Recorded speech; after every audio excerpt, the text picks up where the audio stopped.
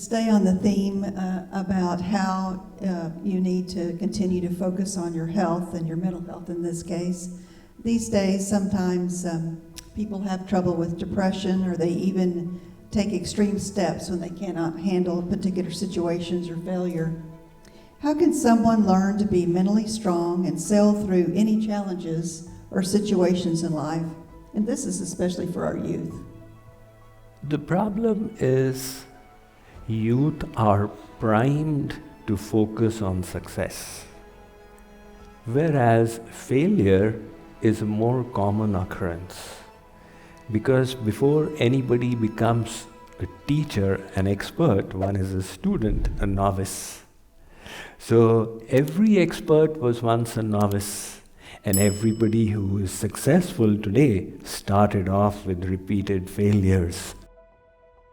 So students should be explained that failure is not a once and done thing. It is just one nodal point in life. And what we need to do is to get the learning out of it.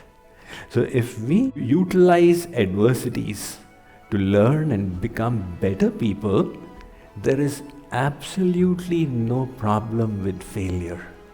That is why somebody said, either you succeed or you learn. There's no concept of failure. I'm reminded of this old story of a discussion that took place in a museum between a wonderful statue which was adorning the entrance and the marble tile on the floor. The marble tile said, "Mr. Statue, we both are of the same kind. And people stand, they put their shoes on me and they adore and admire you and say such wonderful things. Why this injustice in the way we both are treated?"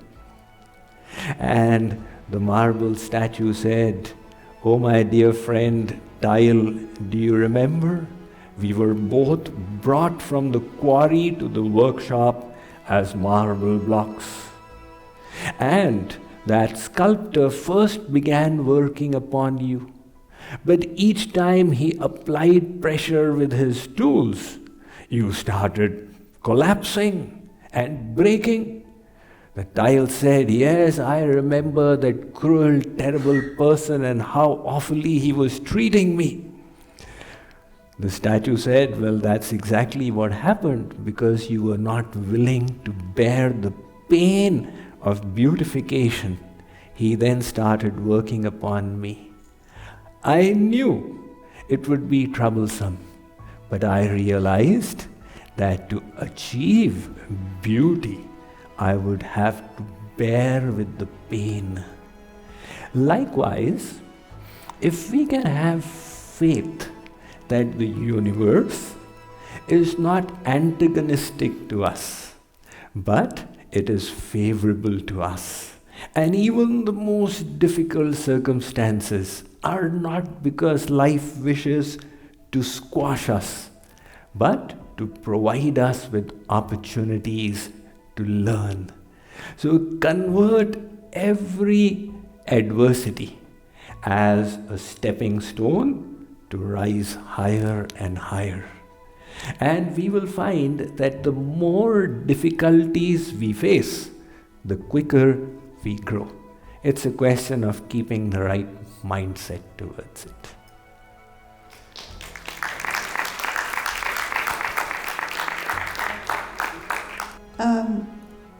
So I know this is going to come as a big shock to you, but sometimes, based on various reasons, maybe it's generation gap with our kids, or maybe it's the children's belief systems, but somehow, I don't know how it happens, but teenagers sometimes don't get along with their parents. I know it comes as a shock.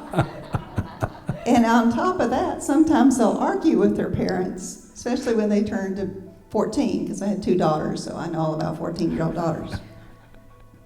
So tell me, Swamiji, what is the solution to that problem? Solution.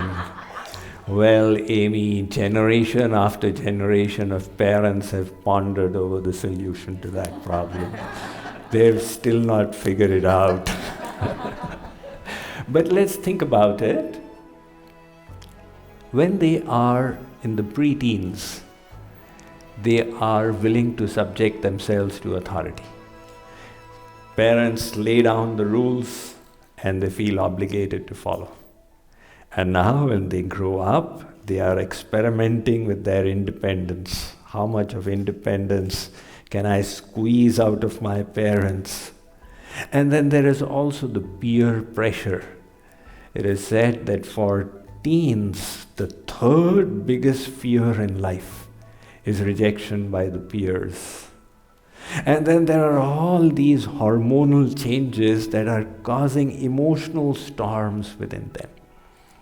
So when teenagers come up with rebellious answers, parents need to control themselves from reacting from a point of hurt. How could you say that to me?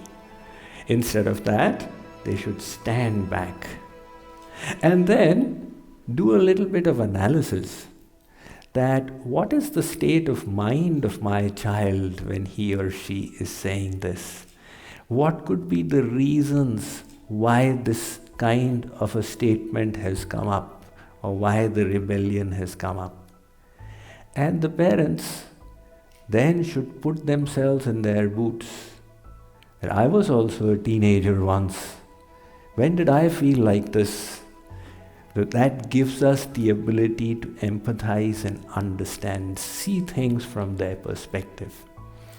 And subsequently, rather than just doling out punishment, now if we dole out punishment, the child may conform or may rebel, but utilize that as an opportunity to share some wisdom, to help the child look. If you wish to go out for a late night movie, then remember these are going to be the consequences.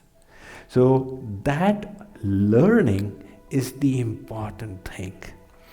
A good teacher, like a guru, uses every opportunity to teach their ward, their students. So good parents should not miss opportunities.